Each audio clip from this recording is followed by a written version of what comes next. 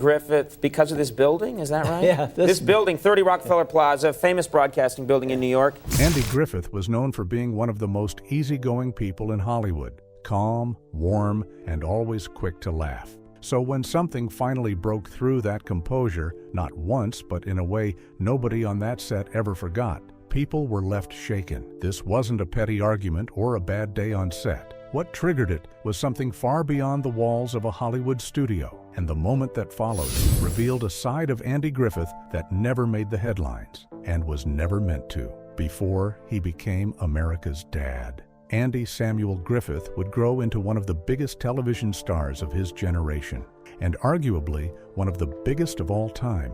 But when he was born to Carl and Geneva Griffith in June 1926, nothing about his early life hinted at the success that was waiting for him. He grew up in Mount Airy, North Carolina, where money was always in short supply. His parents were so poor that for a time they had no choice but to let relatives care for him. Even after he moved back home, life was far from comfortable. Eventually, Andy's father managed to save enough money to buy the family a house. The problem was, the house was completely empty. There wasn't even a crib for the newborn. Instead, Andy's first bed was a dresser drawer that his parents turned into a makeshift crib. It wasn't the easiest way to start life, but those humble beginnings helped shape the man he would become. As he got older, music became his escape from the struggles of everyday life. It gave him a place where poverty didn't matter, and before long, it also revealed the path he was meant to follow. By most accounts, Andy was a shy and quiet kid at first. Growing up on the wrong side of the tracks in Mount Airy made him self-conscious, and he usually tried to blend into the background. But once he discovered he could make people laugh, everything changed. He realized he had a natural gift for entertaining. Suddenly, he wasn't looking for a place to hide anymore. He was looking for a stage. Throughout high school, Andy threw himself into music and drama. Every play, every performance, and every opportunity to entertain only made him fall deeper in love with the arts. One person who had a huge impact on his life was Ed Mickey, a minister at his church. Mickey taught Andy how to play instruments, helped him develop his singing voice, and encouraged his talents. Ironically, though, his guidance almost led Andy down a completely different path. After graduating from high school in 1944, Andy enrolled at the University of North Carolina. Following his mentor's influence, he initially studied theology with plans of becoming a Moravian preacher. But it didn't take long for him to realize where his heart truly belonged. He eventually switched his focus to music and graduated with a degree in the subject. His years at UNC were anything but ordinary. Alongside his studies, Andy became one of the school's standout performers. He led the university's chapter of Phi Mu Alpha Sinfonia, the nation's oldest and most prestigious music fraternity, while starring in student productions like The Mikado, The Gondoliers, and HMS Pinafore. By the time he graduated, it was becoming clear that performing wasn't just something he enjoyed, it was something he was born to do.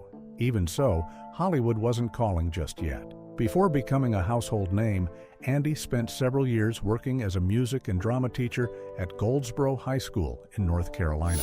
He poured the same passion into teaching that he brought to the stage, helping inspire young performers. One of his students was Carl Castle, who would later become one of NPR's most recognizable voices.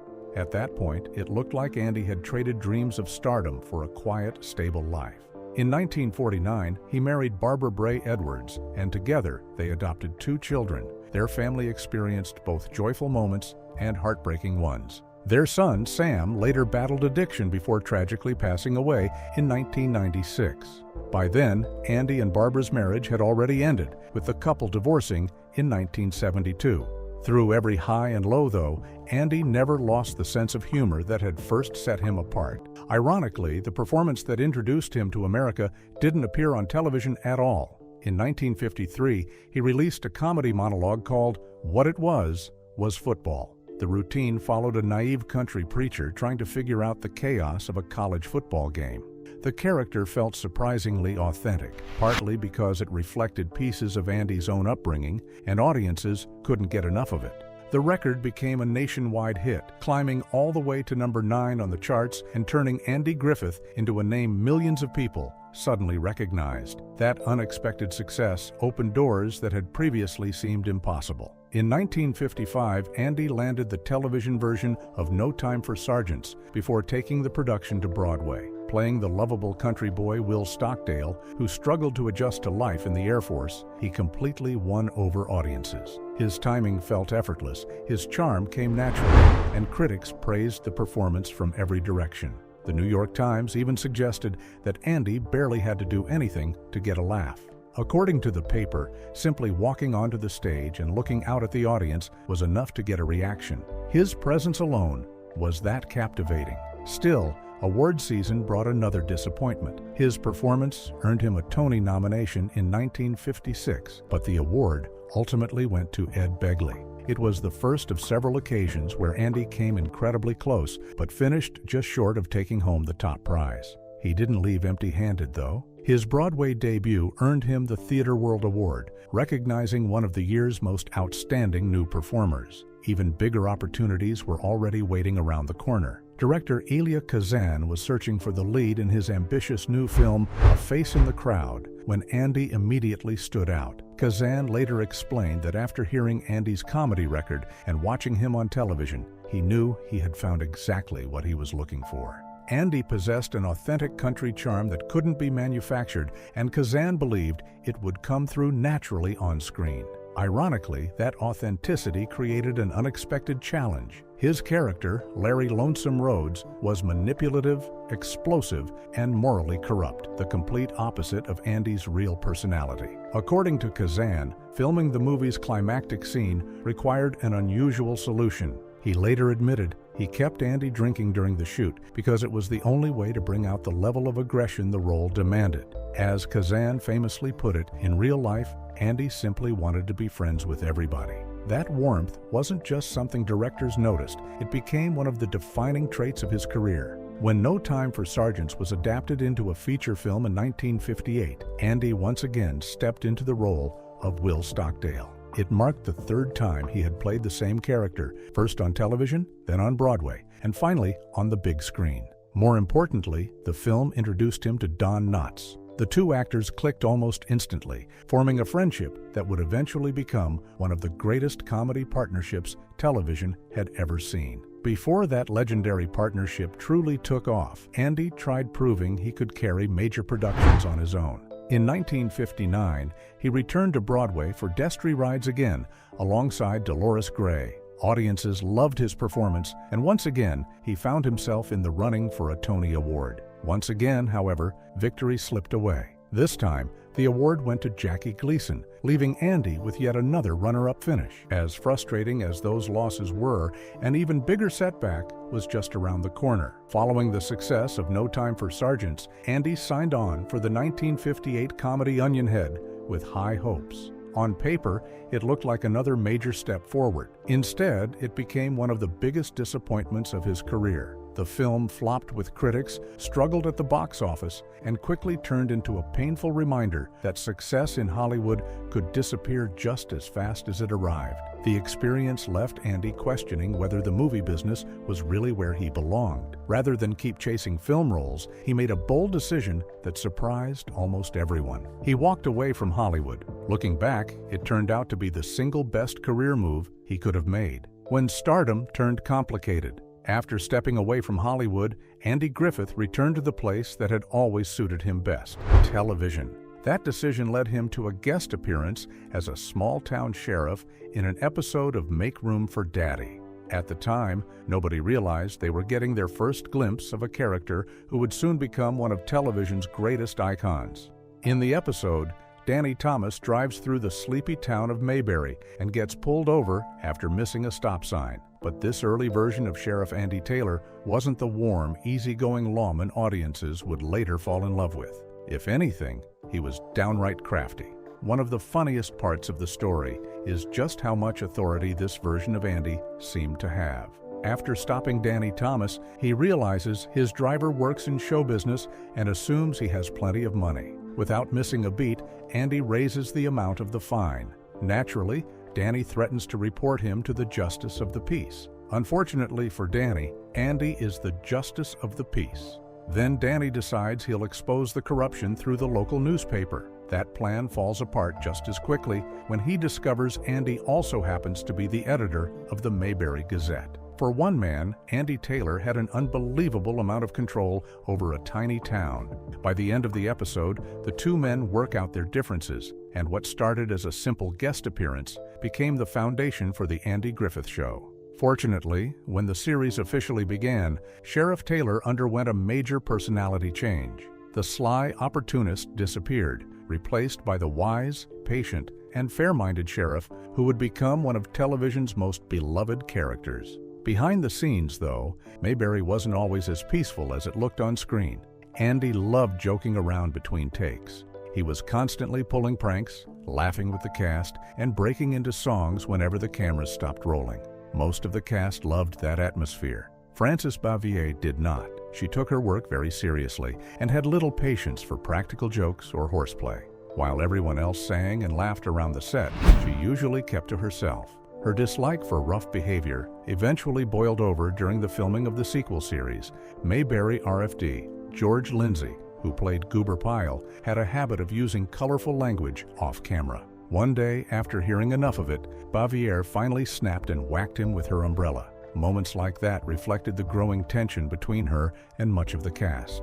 Bavier often felt the others weren't taking their work seriously enough, and that difference in personalities created lasting friction with Andy Griffith. Years after the Andy Griffith Show ended, Andy and Ron Howard decided to visit Bavier at her home in North Carolina, hoping to reconnect. Instead of a heartfelt reunion, they were turned away at the front door. The cold reception left Andy confused and hurt. It wasn't until years later, after Bavier became terminally ill, that she reached out to apologize for the distance she had kept between them. While relationships behind the scenes could sometimes be complicated, one partnership was becoming impossible to ignore. When the Andy Griffith Show first started, Andy naturally assumed he'd be the show's biggest source of laughs. It didn't take long to realize someone else had stolen that title, Don Knotts. After only a handful of episodes, Andy recognized that Knotts' Barney Fife was an absolute comedic force. Rather than compete with him, Andy made a smart decision. He shifted into the role of the straight man, allowing Knotts' over-the-top personality to shine even brighter. That creative adjustment became one of the biggest reasons the show worked so well. Unfortunately, their partnership didn't last as long as either man hoped. Andy had once told Knotts he believed the show would only run for 5 seasons. Trusting his friend, Knotts accepted a movie contract elsewhere. When CBS decided to continue the series beyond that point, Knotts honored his new agreement and left Mayberry behind. Andy always regretted how things unfolded. Years later, he looked back on those early seasons with enormous affection, calling them the best 5 years of his life. Not every relationship on the show clicked quite so naturally. During the first season, Eleanor Donahue played Andy Taylor's love interest. There was just one problem. Neither actor felt any romantic chemistry. Donahue later admitted she never felt a spark during their scenes together, while Andy confessed he simply wasn't comfortable showing affection on camera. The result was a romance that audiences never fully embraced. Ironically, real life told a very different story. Following his divorce from Barbara Bray Edwards, Andy married Greek actress Solika Kasuto in 1973. Their marriage lasted until 1981, although very little has ever been revealed publicly about their relationship. At the same time, rumors surrounding another relationship had followed Andy for years. His chemistry with co-star Annetta Corsott, who played Helen Crump, felt remarkably genuine. Off-camera, the two were frequently seen flirting, and according to the book Andy and Don, The Making of a Friendship, their relationship extended well beyond friendship. The book claims the two carried on a long-term affair throughout much of the show's run, and that very few people around the production were unaware of it. Fortunately, not every close relationship on set came with controversy. Ron Howard has often spoken about the encouragement Andy gave him as a child actor. Howard once remembered suggesting a creative idea to the writers when he was only 7 years old. To his surprise, they actually used it in the script. Excited, he proudly shared the news with Andy. Without missing a beat, Andy jokingly told him it was the first good idea he'd ever had before telling him it was time to rehearse. It was classic Andy Griffith, encouraging, funny, and always keeping everyone focused on the work. Still, even someone known for his calm personality wasn't immune to losing his temper. During the show's second season, viewers noticed Sheriff Taylor wearing a bulky bandage on his hand. The explanation on screen blamed a run-in while enforcing the law. The real story was much simpler. Andy had become so frustrated off camera that he punched a wall and broke his hand. As painful as that injury was, an even bigger frustration continued to follow him throughout the series. Despite being the face of the Andy Griffith Show, Andy watched as awards kept going to everyone except him. Don Knotts collected multiple Emmy Awards. Frances Bavier won one as well. Andy, meanwhile, never even received a single Emmy nomination for playing Sheriff Taylor. After years of carrying one of television's biggest hits without that recognition, he felt it was time for a new challenge. By 1967, Andy had decided he was ready to leave Mayberry behind. CBS wanted another season. Andy politely declined. He wanted to pursue new opportunities, particularly in film. He didn't disappear completely, though. He stayed involved as an executive producer on the show's successor and even returned for occasional guest appearances, including the memorable episode where Andy Taylor finally married Helen Crump. Still, his time as the heart of Mayberry had come to an end. When the Andy Griffith Show wrapped in 1968, it did something almost unheard of. It finished as the #1 show on television. Even more impressively, throughout its entire 8-season run, it never dropped below 7th place in the Nielsen ratings.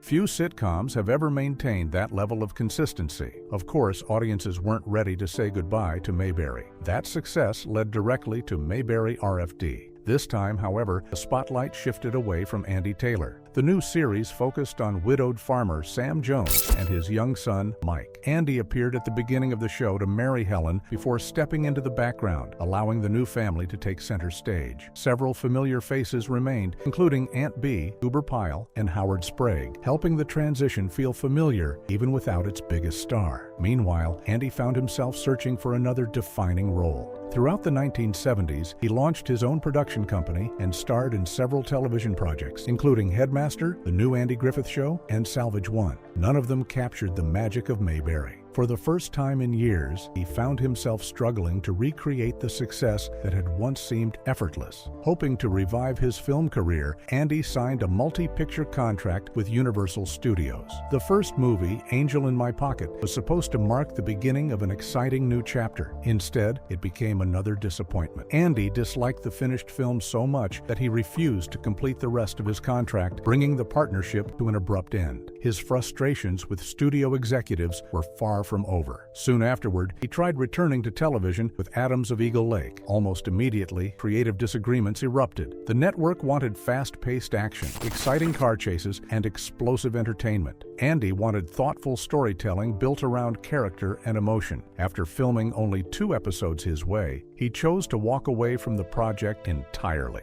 Ironically, both episodes performed well in the ratings. It was another reminder that Andy trusted his instincts, even when it came at a personal cost. Eventually, recognition arrived from an unexpected place. His first and only primetime Emmy nomination had nothing to do with Sheriff Taylor or Ben Matlock. Instead, it came from the 1981 television movie Murder in Texas, where he delivered a deeply dramatic performance as the grieving father of a murder victim. The role surprised audiences and critics alike, proving he could excel far beyond comedy. He didn't win the Emmy, but something even bigger was right around the corner. In 1984, Andy appeared as an attorney in the miniseries Fatal Vision. His performance caught the attention of NBC executive Brandon Tartikoff, who immediately saw the potential for Andy to headline another legal drama. Before that opportunity could become reality, however, Andy faced the greatest health battle of his life. In 1983, doctors diagnosed him with Guillain-Barré syndrome, a rare neurological disorder that temporarily left him paralyzed from the knees down. Many people wondered if his acting career was over. Andy refused to accept that.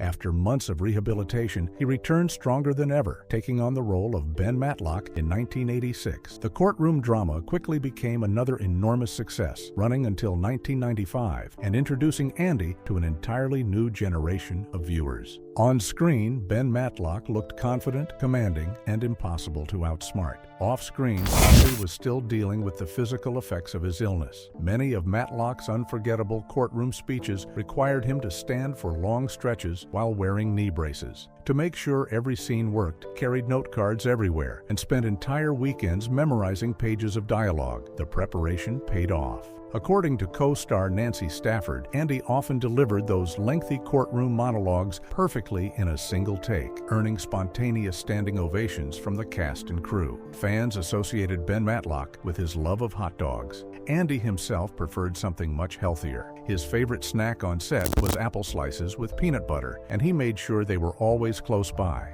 There was another difference between actor and character as well. At first, Andy didn't even like Ben Matlock. He thought the lawyer's vanity and penny-pinching habits made him difficult to warm up to. Over time, though, he grew fond of the character and worked closely with producer Dean Hargrove to shape him into someone audiences could both admire and believe. The two didn't always agree. Andy wanted to explore darker, more dramatic stories. Hargrove preferred keeping Matlock approachable and likable. Eventually, they found common ground, allowing Andy to stretch his dramatic abilities while preserving the show's familiar mystery format. Even after becoming one of television's biggest stars again, Andy's schedule remained exhausting. For years, he commuted every week between California, where Matlock filmed, and his family home in Manteo, North Carolina. As soon as production wrapped on Friday, he'd board a plane home, spend the weekend with his family, and fly back in time to begin filming again on Monday morning. He kept up that demanding routine for 6 years. It was physically draining, but for Andy Griffith, family was always worth the journey. Even so, life was about to present him with another challenge, one that would make everything he had overcome up to that point seem small by comparison. The final twist of Andy's life. After 6 successful seasons, Matlock finally began showing signs of slowing down in the ratings. Even so, it remained one of television's most recognizable dramas. Behind the scenes, however, bigger changes were taking place. NBC had new leadership, and the network wanted to refresh its lineup by moving away from shows they believed appealed to older audiences. As a result, Matlock was canceled. For many actors, that would have marked the end of the road. Not for Andy Griffith. He wasn't ready to retire Ben Matlock or hang up that famous seersucker suit just yet.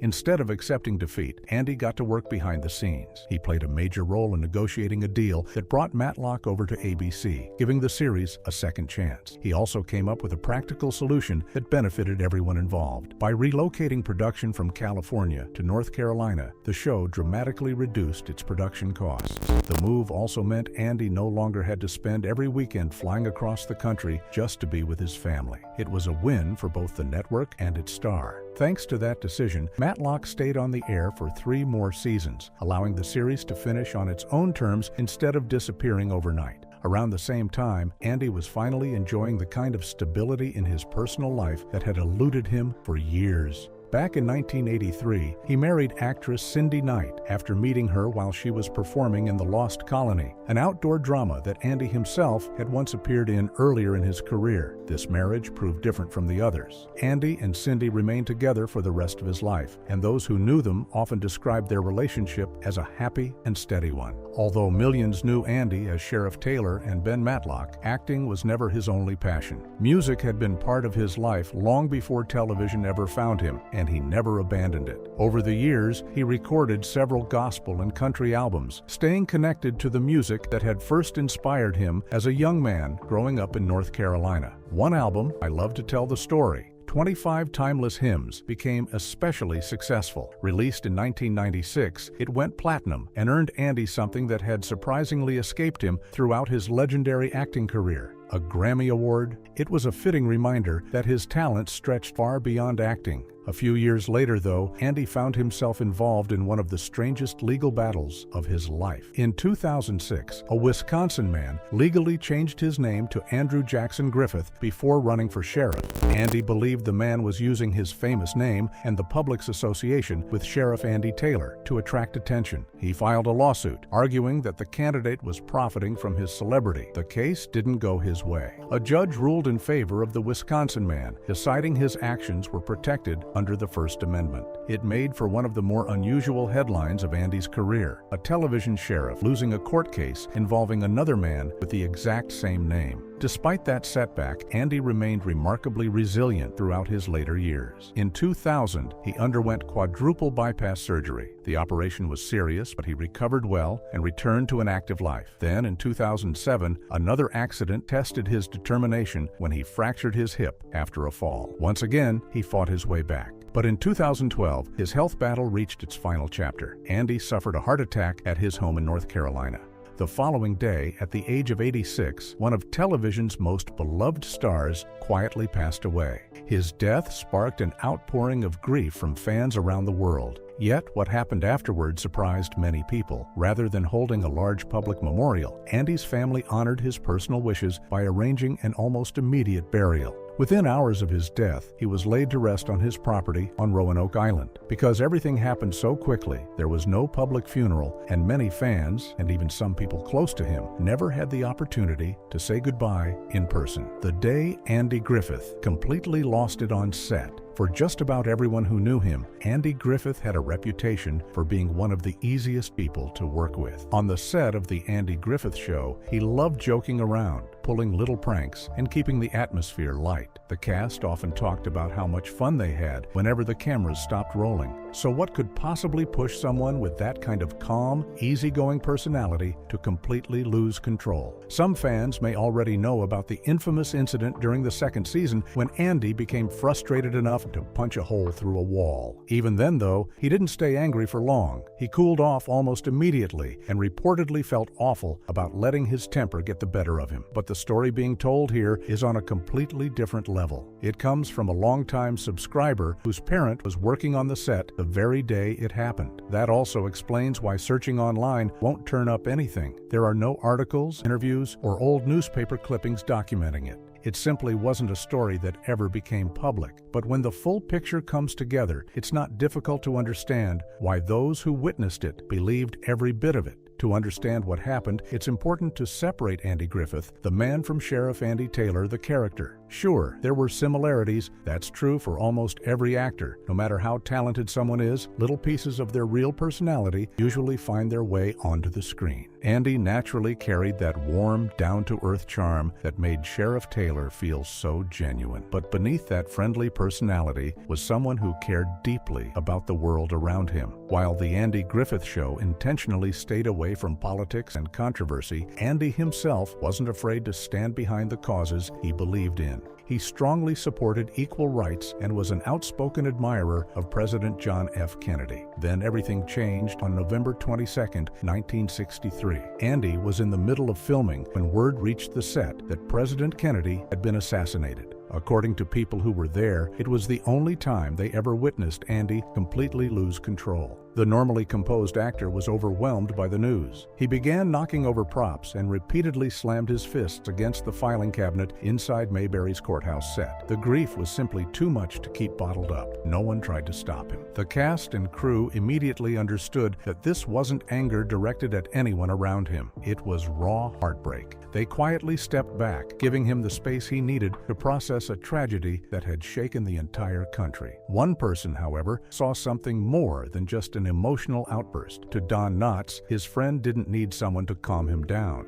He needed someone to stand beside him. Without saying much, Don walked over, wrapped an arm around Andy, and stayed with him as he struggled to make sense of the unimaginable. There were no perfect words that could explain how something so shocking could happen. Sometimes, simply being present is enough. It didn't take long for everyone to realize filming wasn't going to continue that day. Production was shut down, and the cast and crew quietly packed up and headed home, each trying to process the devastating news in their own way. Don, however, didn't leave with everyone else. He remained at Andy's side until he was convinced his friend would be all right before finally heading home himself. Looking back, Andy Griffith's reaction is easier to understand than it is to judge. People process grief in different ways, and moments of overwhelming tragedy can bring out emotions no one expects. Rather than taking anything away from his legacy, this heartbreaking day on the Mayberry set serves as a reminder that behind one of television's most beloved characters was a man who felt lost just as deeply as everyone else. In many ways, that moment didn't make Andy Griffith seem larger than life. It made him unmistakably